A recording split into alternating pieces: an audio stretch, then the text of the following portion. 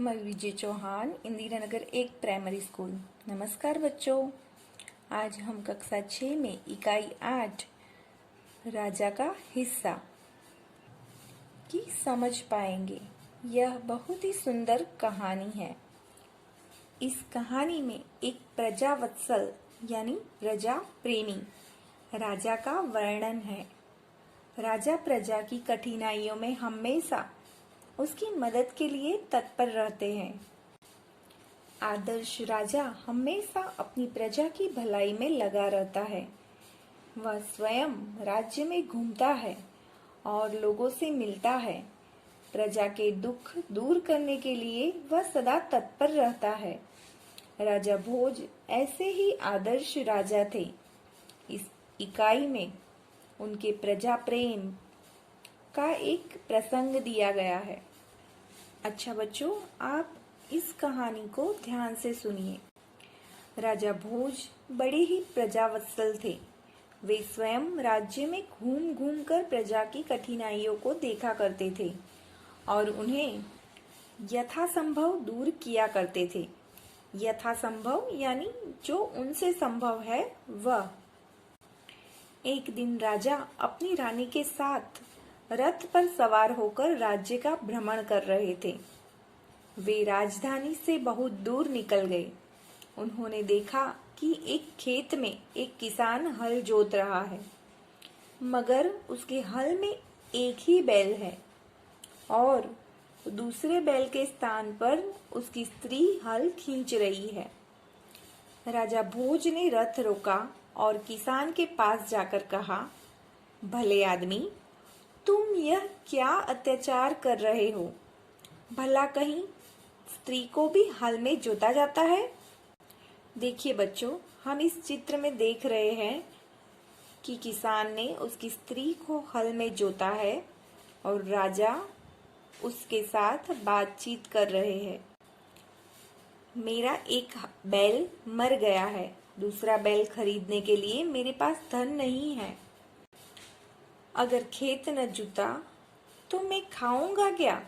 कहकर किसान पुनः अपने कार्य में लग गया।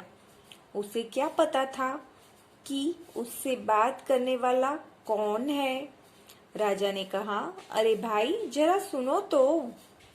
जो कहना है मेरे साथ चलते चलते कहो, मेरा काम क्यों रोकते हो? किसान ने कहा।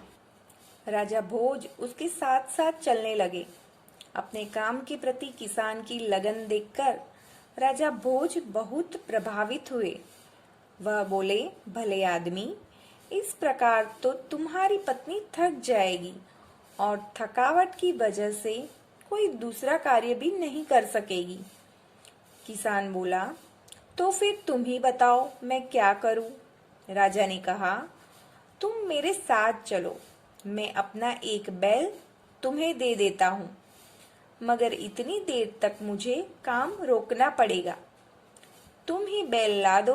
किसान बोला, अच्छा ऐसा करो, तुम अपनी पत्नी को रथ के पास भेज दो, वह मेरी पत्नी से बैल ले आएगी, तब तक मैं तुम्हारे हल में जुतूंगा।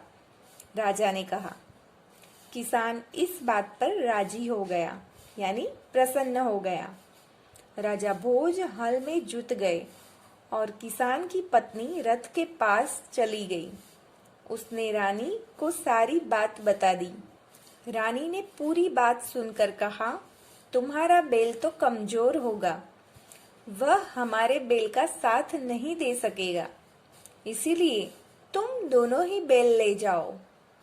किसान की पत्नी दोनों बैल लेकर खेत पर पहुंची। किसान बहुत प्रसन्न हुआ। राजा भोज ने कहा, अगर कभी कोई दिक्कत हो तो मेरे पास आना। दिक्कत यानी बाधा या परेशानी। कहकर राजा भोज ने उसे अपना परिचय दिया तो किसान बहुत शर्मिंदा हुआ। उसने राजा से बार बार क्षमा मांगी। राजा प्रसन्न होकर वापस चल दिए। उस बार उस किसान के खेत में बहुत अच्छी फसल हुई। उसके आश्चर्य का ठिकाना न रहा जब उसने देखा कि खेत के जितने हिस्से को राजा भोज ने जोता था उसमें मोती उगे थे। बाकी के हिस्से में उम्दा किस्म के गेहूं उगे थे। किसान बहुत प्रसन्न हुआ। किसान ने सारे मोती इकट्ठे किए और राजा भोज के पास जा पहुंचा। उसने सारे मोती राजा भोज के चरणों में रख दिए और राजा को सारा किस्सा कह सुनाया। देखिए, हम यह बात चित्र में देख सकते हैं। राजा ने कहा, ये मोती तुम्हारे खेत में उगे हैं, इन पर तुम्हारा हक है, इन्हें तुम ही अपने अधिकार में रखो। नहीं महाराज, यह आपके परिश्रम का प्रताप है, इसीलिए मैं इन्हें तो नहीं ले जाऊंगा। मेरी प्रार्थना है कि आप इन्हें राजकोष में जमा कर ले और गरीबों की भलाई के लिए काम में ले। किसान ने प्रार्थना की। किसान की यह बात सुनकर राजा बहुत प्रसन्न हुए और उन्होंने मोती स्वीकार कर लिए। आपको प्रजावत्सल राजा भोज की इस कहानी में बहुत ही मजा आया होगा। ऐसे ही किसी नेक्स्ट वीडियो में हम फिर से मिलेंगे। तब तक के लिए बाय बाय।